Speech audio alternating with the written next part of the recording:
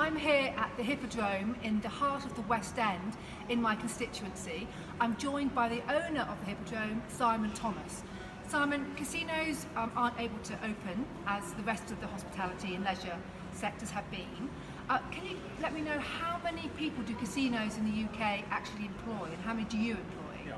Yeah. At the Hippodrome here we employ 750 people.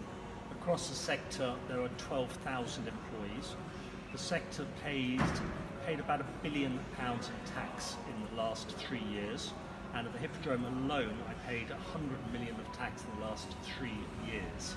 So we're a very useful asset for the UK, and it's intensely frustrating that we are both not allowed to reopen, but we were told we could reopen on the 1st of August. We spent a lot of money, yes, somewhere around 14-15 million across the sector, to prepare ourselves. With 12 hours notice and for completely illogical, inconsistent reasons, we were told we couldn't open. So I've been here today to visit, to see what measures you're bringing in. It does look very different to Hippodrome prior to lockdown. Can you give us a quick rundown about what you've done to make it safe for your customers? Of course. Now, we know the world's changed, we're post-COVID, but we're treating it with care, not fear.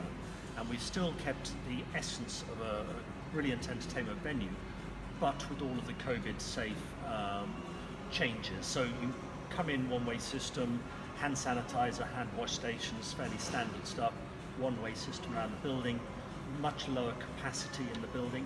Gaming tables like this would have had 5 or 6 people crowding around. They've now got 3 positions, all separated by plexiglass, player to player, player to dealer. The players' chips, each player has their own colour chips, so there's no cross-contamination, and when they've finished, the chips are taken off the table and sanitised. On the card games, the players do not touch the cards, they're all dealt face up. All of the electronic terminals have been spaced to the regulatory distance, so it's actually a lovely environment. And personally, when I look at what's going on in other parts of the country, on beaches, in pubs, we are so much better. It's almost incomparable.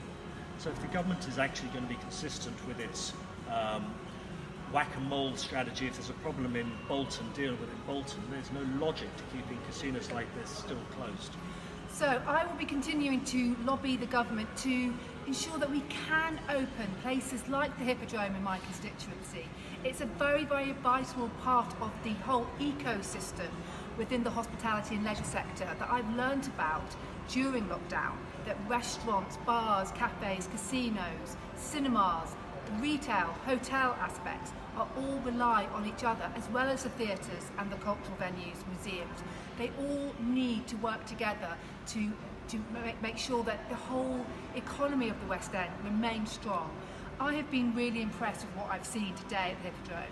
I'm off to see a couple of more casinos now, and I will continue to lobby the government to make sure that we can open quickly as possible and as safely as possible.